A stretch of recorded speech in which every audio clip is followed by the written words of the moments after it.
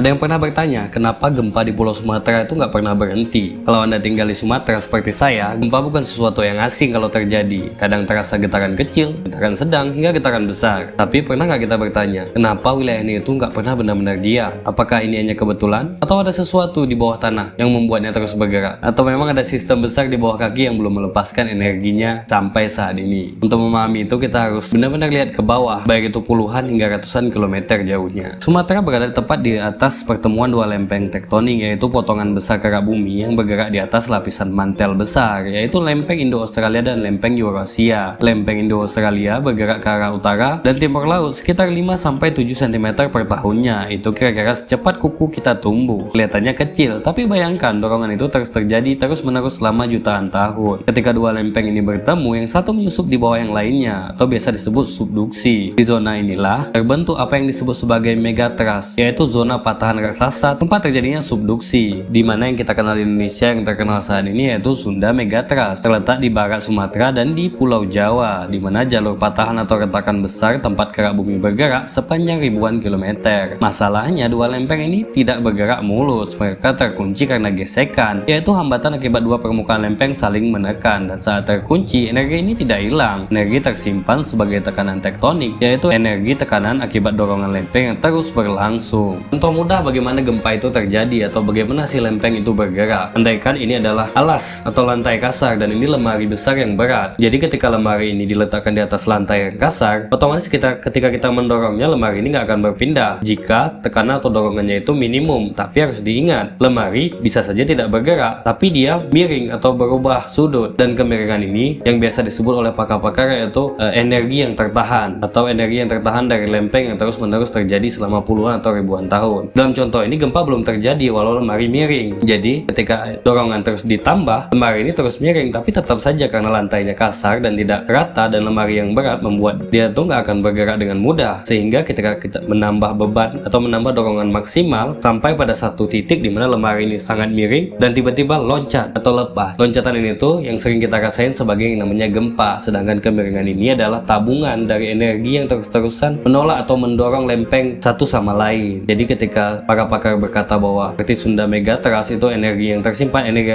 itu bisa dicontohkan seperti lemari besar yang miring tapi belum bergerak. Ketika lemari ini didorong dengan sangat kuat dan lepas, inilah yang disebut dengan gempa. Itulah contoh sederhananya dari bagaimana proses lempeng bergerak dan gempa terjadi di permukaan bumi. Sebagaimana data gempa besar yang terjadi di patahan Sumatera, yaitu pada 26 Desember 2004, gempa bermagnitudo 9,1 terjadi di lepas pantai Aceh. Ini termasuk 3 gempa terbesar dalam sejarah pencatatan modern. Gempa ini terjadi akibat pecahnya segmen besar di zona subduksi Sunda Megatrust. Patahan yang pecah saat itu mencapai lebih dari 1.300 km panjangnya. Peristiwa ini memicu tsunami, yaitu gelombang besar akibat gangguan tiba-tiba di dasar laut karena terjadi dislokasi vertikal atau pergerakan naik turun dasar laut secara tiba-tiba. Tahun 2005, gempa 8,6 magnitudo terjadi di Nias. Tahun 2007, di Bengkulu diguncang gempa besar, dan tahun 2010, Mentawai kembali mengalami gempa dan tsunami. Ini menunjukkan bahwa Megatrust Sumatera tidak pecah sekaligus. Ia terbagi dalam beberapa segmen atau bagian patahan yang dapat pecah secara terpisah. Tidak semua segmen melepaskan energinya. Dalam ilmu kebumian, wilayah yang lama tidak mengalami gempa besar atau disebut seismic gap, yang punya arti zona patahan yang belum lama melepaskan energi sehingga dia diduga masih menyimpan energi yang banyak. Ini bukan berarti pasti akan segera terjadi gempa besar, tapi secara fisika, jika tekanan terus terakumulasi atau bertumpuk dan belum dilepaskan, potensi gempa besar tetap ada. Anggap saja seperti balon yang terus ditiup, selama tidak bocor tekanannya akan meningkat sampai suatu saat balon itu akan meledak. Selain Megatrust di laut, ada juga sesar Sumatera, yaitu patahan geser besar yang membelah Pulau Sumatera dari Aceh hingga Lampung. Ini adalah patahan besar yang membentuk geser mendatar atau biasa disebut sesar strike slip, yaitu patahan yang bergerak horizontal saling menggeser sepanjang lebih dari 1.900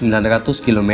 Gempa dari sesar ini biasanya dangkal, sering kurang dari 20 km. Ini disebut sebagai gempa dangkal, yaitu gempa dengan pusat gempa atau hipocenter berada di permukaan bumi. Gempa ini biasanya sangat merusak karena dangkal, getarannya lebih kuat terasa hingga permukaan bumi. Jadi Sumatera bukan hanya memiliki satu sumber gempa, tapi dua sistem aktif sekaligus, zona subduksi di laut dan sesar geser di darat. Jadi kenapa gempa di Sumatera seolah nggak pernah berhenti? Karena lempengnya tidak pernah berhenti bergerak. Bumi kita masih aktif, masih membentuk pegunungan melalui proses orogenesis atau proses pembentukan pegunungan akibat tumbukan lempeng, masih menyusun ulang keraknya melalui aktivitas aktivitas tektonik, yaitu proses pergerakan dan deformasi kerak bumi akibat dinamika lempeng. Data geodesi modern menunjukkan bahwa konvergensi lempeng atau pergerakan saling mendekat antara satu lempeng dan lainnya di barat Sumatera terus berlangsung sampai hari ini. Artinya, aktivitas tektonik bukan fenomena masa lalu. Ia adalah proses yang terus-terusan sedang terjadi. Kita nggak bisa menghentikan yang namanya pergerakan lempeng, tapi kita bisa memahami polanya dan membaca situasinya melalui ilmu seismologi, yaitu ilmu yang mempelajari tentang gempa dan gelombang seismik. Untuk itu, hal yang dapat diambil dari segala sistem megatrust atau lempeng ini yaitu adalah di masa depan kita bisa membangun bangunan